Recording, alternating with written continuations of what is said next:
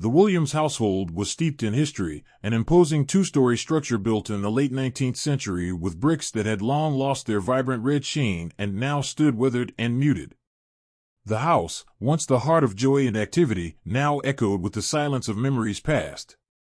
Situated on a quiet, tree-lined street, its faded exterior and ivy-covered walls bore testament to years of life, loss, and resilience. It was here that Matilda Williams, at 68, presided over a domain that had witnessed generations grow, laugh, and eventually move on. Once filled with the voices of children and the warmth of family gatherings, it had become a shell, echoing only the whispers of time. Matilda was a woman of formidable character, known throughout her community as strict yet fair. She had raised her children with an unwavering adherence to tradition and discipline, instilling in them the values of hard work and loyalty. The matriarch's life took a stark turn with the death of her husband, James, a decade prior. James had been her partner in every sense, a man of unyielding integrity and quiet strength. His absence left a void too great to fill, and Matilda's once vibrant spirit dulled, her days now defined by routine and solitude. Lauren, her only daughter and a successful businesswoman, had grown accustomed to leaving her teenage sons, Marcus and Malik, in Matilda's care during her frequent business trips. This time was no different.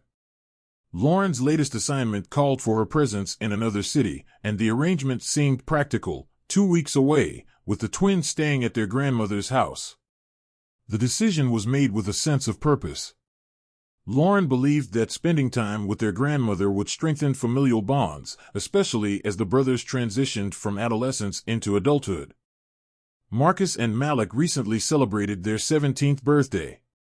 Identical in appearance yet distinct in nature, Marcus was reserved and observant, while Malik was more carefree and bold. Both young men were tall and athletic, products of their involvement in school sports and outdoor activities. They carried an air of independence, often challenging authority but deeply rooted in a shared loyalty to one another. Their arrival at Matilda's house marked the beginning of what was intended to be an uneventful 2 weeks, a break from their busy lives in the city, filled with technology and distractions. The house, however, had its own plans. It seemed to react to the return of youthful energy within its walls. Photographs of Matilda's children and grandchildren adorned the wooden mantel, their frames slightly tilted as if disturbed by unseen hands.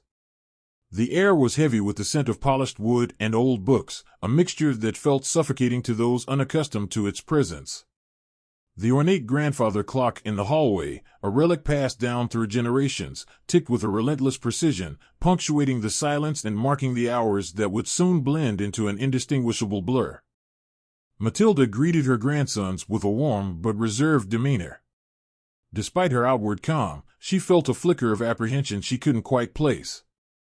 The twins, though familiar in features, now bore the unmistakable marks of manhood, broader shoulders, deeper voices, a confidence that bordered on defiance. This subtle change stirred something in Matilda, a feeling she attributed to the simple realization of time's passage and her growing distance from the vibrancy of youth. Yet, beneath the surface, a quieter, more unsettling current began to stir. Marcus noticed the details of the house, the slight creak of the floorboards, the way the sun filtered through the lace curtains, casting web-like shadows on the walls. Malik, on the other hand, seemed impervious to the house's atmosphere, filling the rooms with jokes and laughter, oblivious to the subtle shifts in Matilda's gaze. She watched them closely, a mix of pride and something unnamed flickering behind her eyes. The house felt different with them there, as if it had been awakened from a long slumber. The days unfolded with a semblance of normalcy, meals shared at the heavy oak dining table, stories exchanged that bridged the gap between generations, and the routine clatter of dishes in the sink. But the silence that followed their laughter felt deeper, more profound. The twins' presence, though welcomed, brought an unsettling energy to the house, one that Matilda couldn't shake. Marcus's eyes met hers one evening over the edge of a book he was pretending to read, and in that moment, something unsaid passed between them, something that made her heart quicken with an emotion she didn't want to acknowledge. The house, with its cracked walls and peeling paint, held secrets. It bore witness to whispers carried on the wind and shadows that moved where none should. It was both sanctuary and silent judge, a repository of everything spoken and unspoken. Matilda's life had been one of discipline, built on the unyielding foundation of right and wrong. But as the first week drew to a close, the lines she had so carefully maintained began to blur, and the house seemed to close in around them, holding its breath for what was to come. At first, life in Matilda Williams' house retained its semblance of normalcy. The daily routines were predictable, marked by the rhythmic hum of chores, quiet afternoons, and shared dinners at the old oak table that had been in the family for generations. Marcus and Malik settled comfortably into their new, albeit temporary, environment. They adapted to the slower pace, spending their evenings recounting stories of school, friends, and ambitions while the distant sound of cicadas created a backdrop for their conversations. The air carried a sense of calm, one that Matilda had not experienced in years. Yet beneath the surface, a quiet disturbance began to stir. Matilda found herself drawn to observing the twins more closely. Their laughter, deep and resonant, filled the otherwise silent house in a way that was both comforting and jarring. Each sound seemed to bring a spark to the long-dimmed corners of her home. However, it wasn't just the noise that unsettled her, it was the mannerisms they carried. Their movements were confident, almost practiced, as if each step was a testament to the youthful independence they had claimed. Marcus, the more introspective of the two, would pause during these moments of storytelling, his dark eyes lingering on her with a thoughtful intensity. Malik, vibrant and full of life, brought a different kind of energy that was difficult to ignore. In the first few days, Matilda attributed her unease to the simple fact that she was no longer accustomed to having company. The solitude she had grown familiar with over the years since James' passing had become both a comfort and a burden. Now, that balance was disrupted. The familiar creaks of the wooden floorboards under their weight and the muffled sounds of their movements in the adjacent rooms felt foreign, intrusive even. Yet, she couldn't deny that the house felt less empty. As the days passed, Matilda noticed a shift that she struggled to explain. The ease with which the twins inhabited her space, their casual glances and gestures, began to unsettle her. Marcus would often look at her, his gaze piercing, as if seeing beyond her practiced composure. Malik's playful nudges and relaxed laughter sometimes seemed to linger too long, his hand brushing hers during moments that should have been innocuous. These fleeting interactions would haunt Matilda in the quiet hours of the night, as she lay awake listening to the relentless ticking of the grandfather clock in the hallway. There were moments that should have felt innocent, shared meals where Malik, in his boisterous manner, would lean back in his chair, stretching with the ease of someone who owned the space. Afternoons when Marcus would sit with a book in the parlor, glancing up at her with an expression that seemed both familiar and strange. Matilda felt her breath catch more often than she would admit. It was the subtlety of these moments that began to erode the strict boundaries she had set for herself over a lifetime. Memories of James, once a source of solace, now seemed distant, overshadowed by the complex emotions swirling within her. She found herself reminiscing about their life together, not just with fondness, but with a sense of longing that brought with it a heavy burden of guilt. This guilt only deepened as she realized that the source of her disquiet lay not just in the absence of companionship, but in the presence of her grandsons. The realization gnawed at her, challenging her sense of self and the moral compass she had adhered to for so long. The twins were not oblivious to Matilda's subtle shifts. Marcus, with his keen perception, noticed the way her gaze would drift toward them during dinner, the way she would falter when he spoke to her in a tone that mirrored his late grandfather's authoritative calm. Malik, more spontaneous, took less notice, but he reveled in the newfound attention. The dynamic began to change, unspoken but palpable, as the thin veneer of routine masked deeper, more turbulent undercurrents. Matilda's behavior became more introspective. She moved through her days with an odd dissonance, maintaining her outward composure while feeling an uncharacteristic tension beneath it. The house, once her fortress, began to feel like a stage where roles were being rewritten without her consent. The fine line between familial affection and an unsettling awareness blurred with each passing day. It was as if the walls themselves bore witness to the transformation, the cracks in the paint symbolizing the cracks in her resolve. What had begun as a simple visit, a mother's attempt to keep her sons connected to their roots, was evolving into something far more complex. Trust, a cornerstone of Matilda's upbringing, was being tested, not through betrayal or overt defiance, but through the quiet, almost imperceptible erosion of boundaries. The house, steeped in decades of unyielding discipline and tradition, now harbored whispers of something different, something that neither Matilda nor the twins could fully acknowledge but all sensed was taking form. The tension within the walls of Matilda Williams' home escalated as each day passed, tightening like a vice. The once peaceful and familiar atmosphere had transformed into something fraught with unspoken complexities. Matilda struggled to regain her composure, forcing herself to adhere to the habits and routines that had long defined her life. Yet, the sense of normalcy slipped further out of reach with every moment spent in the company of her grandsons, Marcus and Malik. Matilda's inner turmoil was relentless. She tried to suppress the feelings that gnawed at her, shoving them into the dark corners of her mind where she hoped they would stay buried. These were not emotions she recognized or wanted to acknowledge. Shame intertwined with longing, and each time she felt a flicker of guilt, it was swiftly followed by a wave of defiance that left her shaken. Nights were the worst. The quiet darkness of the house amplified her restless thoughts, and the ticking of the grandfather clock marked each second she lay awake, eyes wide open and heart pounding. Marcus, with his sharp intuition and observant nature, was the first to sense the shift in the household's dynamic. He became more deliberate in his interactions, lingering just long enough for Matilda to notice, casting glances that seemed to question rather than speak. He observed the way she avoided eye contact, the way her hands would tremble when setting a teacup on its saucer. These subtleties did not escape him. He began to test the boundaries in small, almost imperceptible ways, standing a little too close, speaking in a tone that was both familiar and loaded with unvoiced implications. The air between them crackled with tension, a silent understanding that neither dared to articulate. Malik, on the other hand, remained blissfully unaware of the growing tension. He interpreted the changes in Matilda's behavior as simple quirks, perhaps signs of age or the stress of hosting. He treated their stay as a continuation of their shared summer memories, filled with playful banter and casual disobedience. His carefree approach only deepened Matilda's conflict. While Marcus' presence challenged her control, Malik's laughter and lightheartedness mocked her attempts to maintain propriety. It was as though he was unknowingly fanning the flames that Marcus had carefully kindled. Matilda's resolve wavered with each passing day. Memories of James felt both distant and accusing.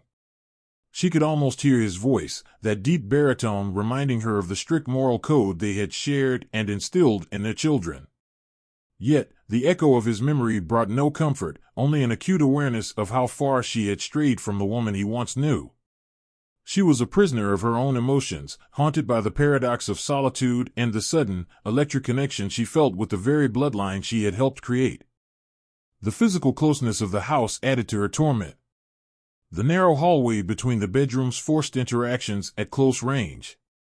A brief brush of Marcus' arm or a lingering look across the dining table was enough to send a shiver through her, an unwelcome reminder of her vulnerability. The mirrors in the house seemed to mock her, reflecting the face of a woman she scarcely recognized. She avoided them whenever possible, unwilling to confront the confusion etched into her features. One particular afternoon marked a turning point. The sun streamed through the high windows, casting sharp patterns on the floor. Marcus entered the room with an air of confidence that seemed almost practiced. Matilda felt her throat tighten as he moved about, a deliberate slowness to his actions that felt almost choreographed. The way he spoke, the subtle shift in his posture, all conveyed an awareness that she dreaded yet couldn't ignore. Malik's voice called from another room, breaking the moment like shattering glass. The interruption brought her a brief, stinging relief, though it did little to ease the rising storm within her. What should have been harmless moments, shared tasks in the kitchen, conversations over old photo albums, became exercises in restraint. Matilda felt as though she were walking a tightrope, each step precariously balanced between denial and the abyss that threatened to consume her. The house, with its aged walls and well-worn furniture, bore silent witness to her descent. The history embedded within those walls seemed to come alive, pressing down on her with the weight of generations that would have recoiled at the breach of trust unfolding within their legacy. By the end of the week, the boundary Matilda had so desperately clung to began to blur, transforming her strict moral world into a gray area of confusion and betrayal. The tension reached a crescendo that left her breathless, uncertain of where the line lay or whether it still existed at all. The return of Lauren Williams to her childhood home came abruptly, marked by a shift in plans that left her with a free day and an eagerness to reconnect with her sons and mother. Lauren's career as a corporate strategist had long demanded sacrifices, pulling her from city to city and client to client, leaving little time for the personal moments she cherished. This unanticipated return, intended as a warm surprise, would soon unravel into something far darker than she could have imagined. Lauren's sedan rolled into the gravel driveway just as the late afternoon sun cast long shadows across the yard. The house stood solemn, a sentinel of memories, its weathered bricks and ivy-clad walls absorbing the orange glow of the sunset. The front door creaked as she pushed it open, a familiar sound that brought back a wave of nostalgia mixed with apprehension. The air inside was warmer than she remembered, thick with a subtle tension that she couldn't immediately place. She noticed the silence, broken only by the occasional creak of wood and the muffled sounds of movement from upstairs. As she set her briefcase down, Lauren's ears caught the faint but unmistakable sound of laughter filtering down from the second floor. It was familiar, yet oddly out of place. Her pulse quickened, a strange mix of curiosity and unease settling in her chest. She made her way through the hallway, her heels clicking against the worn wooden floorboards that groaned underfoot. The laughter was joined by hurried footsteps, and as Lauren reached the foot of the staircase, the sound grew clearer. It came from Matilda's bedroom, a place where laughter had long been a rarity. The ascent up the stairs felt longer than usual, each step punctuated by the sound of her own heartbeat. She noticed a photograph hanging on the wall, one of the few remaining mementos of James, her late father. His stern eyes seemed to follow her, intensifying her sense of unease. At the top of the stairs, the hallway stretched out before her, the door to Matilda's room ajar, golden light spilling out into the dim corridor. The laughter had ceased, replaced by a heavy silence that seemed almost deliberate. Lauren approached the door with caution, a tension in her muscles that bordered on dread. Pushing it open, the scene that met her eyes shattered the veneer of composure she had worn all her life. Matilda stood in the center of the room, her face flushed, her posture frozen as if caught mid-motion. Marcus and Malik were close, too close, their expressions a mix of guilt and defiance. The air crackled with an unspoken truth that laid bare everything Lauren had refused to see until now. Her mind struggled to process what she was witnessing, a tableau that defied familial bonds and decency. The room itself, once a sanctuary filled with Matilda's cherished possessions, antique furniture, lace curtains, and framed photographs, now felt suffocating. The lace on the bed was crumpled, the scent of lavender and aged wood unable to mask the sweat and tension permeating the space. The twins' eyes met Lauren's for only a moment before shifting, betraying the unsteady balance of power in the room. Matilda's gaze dropped, a fleeting expression of shame crossing her features before she looked away. Lauren's chest tightened as a surge of rage and betrayal swept over her. The room seemed to close in around them, shrinking until the only thing left was the sound of her own labored breathing. Her hands, once steady, trembled as adrenaline surged through her veins. The realization of what had occurred struck her like a physical blow, and before logic could intervene, she moved, her body acting on instinct fueled by shock and fury. Matilda's reaction was delayed, caught in the maelstrom of her own guilt and confusion. The shove that came from Lauren was sudden, forceful, sending Matilda backward. The old woman's foot caught on the edge of a rug, her balance lost in an instant. The fall was swift and brutal, the thud of her body hitting the wooden floor reverberated through the house like a gunshot. The silence that followed was deafening, a void filled with unspoken horror. Lauren stood paralyzed, eyes wide as Matilda lay motionless at the base of the stairs, her frail frame contorted in a way that defied life. Marcus and Malik, once brazen in their defiance, now stared with ashen faces, their youthful arrogance stripped away, replaced by the dawning realization of the consequences. The room that had moments before been charged with forbidden energy now felt like the aftermath of a crime scene, each detail stark in its clarity, the way the light fell across Matilda's outstretched hand, the faint, metallic tang of blood beginning to pool beneath her head, the shadows cast by the dusk through the lace curtains. Outside, the sounds of evening continued uninterrupted, the rustle of leaves, the distant bark of a dog, oblivious to the calamity unfolding within the walls of the house. Inside, the balance of trust, secrecy, and betrayal had tipped, leaving nothing but the cold, unforgiving reality of what could never be undone. Matilda's fall had been fatal, and by the time the paramedics arrived, it was too late to save her. The impact had been swift, the sharp crack of her skull meeting the wooden stairs leaving no doubt of the severity of her injuries. The official pronouncement of her death turned the home from a sanctuary of family history into a scene marked by loss and irreversible damage. The paramedics worked in silence, their movements methodical as they gathered details for their report, their expressions revealing nothing but professional detachment. The coroner's arrival was a final, chilling step in confirming the grim reality. The living room, once filled with stories and the warmth of shared memories, now bore the cold weight of death.